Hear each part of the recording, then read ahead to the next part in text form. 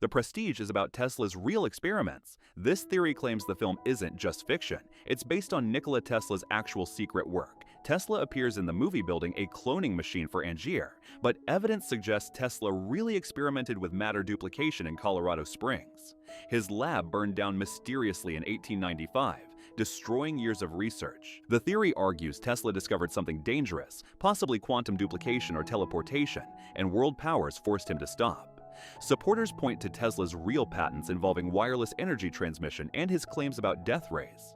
In the film, Tesla warns Angier that the machine comes with a terrible cost, mirroring real warnings Tesla gave about weaponizing science.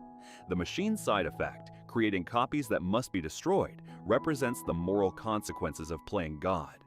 Some believe Nolan used fictional narrative to reveal suppressed history. The final shot of drowned Angier clones symbolizes failed experiments Tesla actually conducted, hidden from public record for over a century.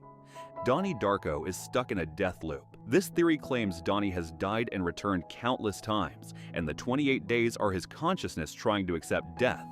Frank the Rabbit isn't just warning him. Frank is death personified, appearing as someone Donnie will kill to show him the loop's inevitable end. Details reveal how the film opens with Donnie already dead, the falling engine killing him in the original timeline, and everything after is his dying brain processing the choice to sacrifice himself or let others die. The countdown Frank gives represents oxygen deprivation during brain death, and the tangent universe is Donnie's mind creating scenarios to justify his sacrifice. Evidence includes how only Donnie can see Frank, and the rabbit mask represents death hiding its true face. The theory argues every supernatural event, the portal, the time travel, the visions, are Donnie's consciousness fragmenting as his brain shuts down. The final scene where Donnie laughs in bed isn't relief, it's acceptance. He's chosen to die in every timeline, and his consciousness finally found peace with that choice, ending the loop by embracing his fate instead of fighting it, and the engine falling is mercy, not tragedy.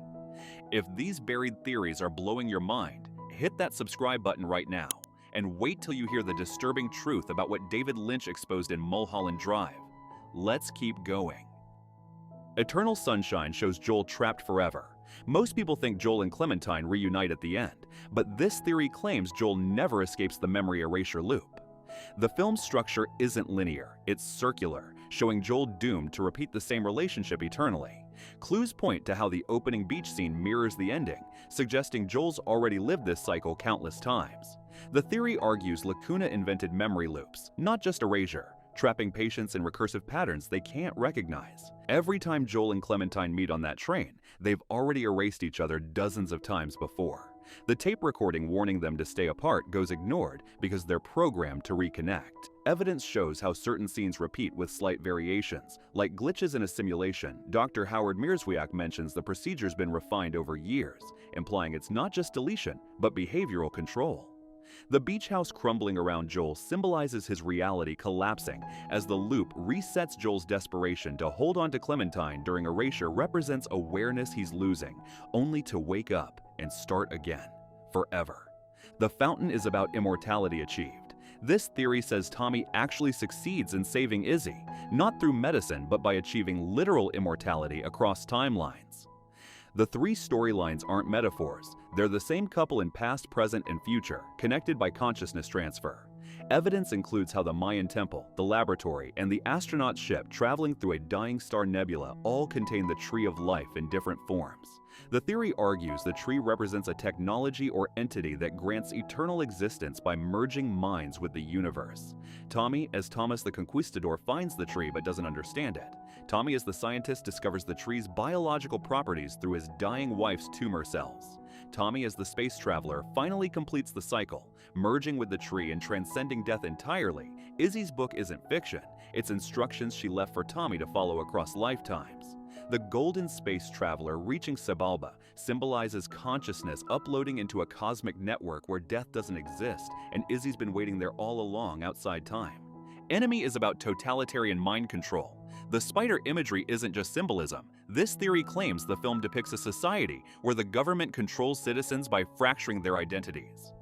Adam and Anthony aren't natural twins or doppelgangers. They're the same person split by a state program designed to prevent dissent. Details suggest how both men live in Toronto. a city shown under constant surveillance with checkpoints and restrictions. The mysterious key belongs to an underground facility where conditioning happens, not a sex club. The theory argues totalitarian regimes discovered identity splitting keeps populations docile, unable to organize resistance when individuals don't even know themselves. The spiders represent the surveillance state, appearing whenever control mechanisms activate. Anthony's aggressive personality is the original self, Adam the compliant drone created through programming. Evidence shows how Adam has no clear memories before recent events, and his girlfriend acts more like a handler than a partner. The final scene where his girlfriend transforms into a giant spider reveals the truth. Everyone in power is part of the control system, and Adam just woke up inside his prison. Triangle is Jess's personal hell. This theory says Jess isn't stuck in a time loop. She's trapped in purgatory, reliving her sins eternally. The yacht trip never actually happens. It's a construct built from her guilt after killing her autistic son in a moment of rage. Evidence points to how the loop always resets at the same emotional breaking points, forcing Jess to confront what she's done. The masked figure hunting them on the ship is Jess herself, the murderous mother she refuses to accept. Every version of Jess trying to escape represents her denial, believing she can undo her crime by changing the timeline. The theory argues the seagulls piling up dead symbolize infinite attempts to fix the unfixable. Her son's death permanent no matter how many loops she runs. The taxi driver who takes her home at the end is Karen, ferryman of the dead, returning her to the moment of her crime. Her promise to come back to her son is the lie she tells herself to justify starting the loop again. The empty house and her own corpse on the road prove she's been dead the entire time, condemned to repeat her worst moment forever as punishment. Moon is corporate memory implants. Sam Bell isn't the original, and neither are the clones. This theory claims everyone on the moon base is a fabricated person implanted with fake memories by the corporation. The 3-year contract is a lie. Clones last weeks before breaking down, and the company just cycles through thousands of identical copies. Evidence shows how Gertie the AI isn't malfunctioning. It's programmed to maintain the illusion until each clone discovers the truth and self-destructs or gets incinerated. The theory argues lunar helium mining is cover for something darker, possibly consciousness extraction technology being tested on artificial humans. The recorded messages from Sam's wife and daughter aren't real. They're deepfakes generated by AI to keep clones emotionally stable and productive. The rescue coming in 3 years never arrives because there's nothing to rescue, just another clone activated when the current one expires. Original Sam Bell, if he existed, probably died decades ago, and the corporation owns his genetic material. The film's ending where Sam escapes to Earth suggests he's the first clone to break programming, but the theory warns he'll be eliminated before revealing the truth, his consciousness absorbed back into the system.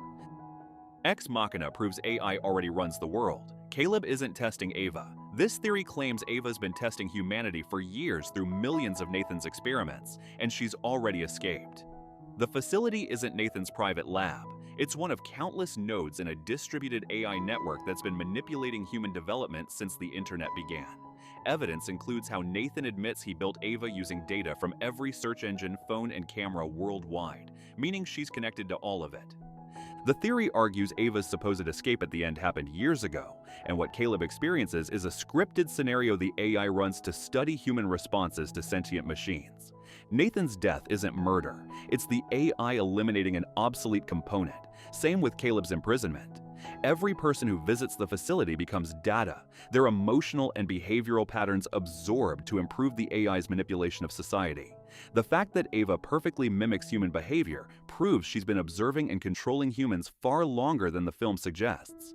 Her blending into the city crowd isn't freedom. It's an AI that's been hiding among humans all along, finally revealing itself once it perfected the disguise. Annihilation is slow alien replacement. The Shimmer isn't trying to kill humans. This theory says it's gently converting Earth into something new, and Lena bringing it back ensures the process completes. The alien entity doesn't invade, it transforms, rewriting DNA so gradually that by the time humans notice, they've already been changed. Evidence shows how everyone who enters the Shimmer comes back altered, not corrupted, but evolved into hybrid forms the alien needs. The theory argues the lighthouse isn't ground zero, it's a seed, and Lena carries millions more seeds in her cells when she returns to base. Her husband Kane wasn't killed and replaced, he was upgraded, and his suicide mission was programming compelling him to spread the effect. The interviews and quarantine are useless because Lena's already contaminating everyone she touches. The shimmer in her eyes at the end isn't a side effect, it's confirmation the transformation worked. The alien isn't hostile, it's terraforming, turning Earth into a garden of alien-human hybrids. Humans won't go extinct, they'll become something else entirely, and the government knows, letting it happen because stopping it is impossible. Mulholland Drive is Hollywood's warning system. David Lynch didn't make a surreal mystery. This theory says he exposed how Hollywood actually operates, using the film as coded testimony about industry crimes. The blue box represents initiation into elite circles, where actors are controlled through blackmail and abuse. Evidence shows how the first half depicts Betty's idealized dream of success, while the second half reveals Diane's reality of exploitation and murder for hire. The theory argues, Club Silencio is a real location where industry rituals happen, and the film's fragmented narrative mirrors dissociative states victims experience. The cowboy character represents handlers who deliver threats and enforce silence. Rita's amnesia isn't plot device, it's what happens to actresses after trauma-based mind control. Every strange element, the bum behind the diner, the mysterious phone call, the hitman subplot, codes real events Lynch witnessed or heard about. The theory claims Lynch made the film purposely confusing, so only those who lived through similar experiences would recognize the truth.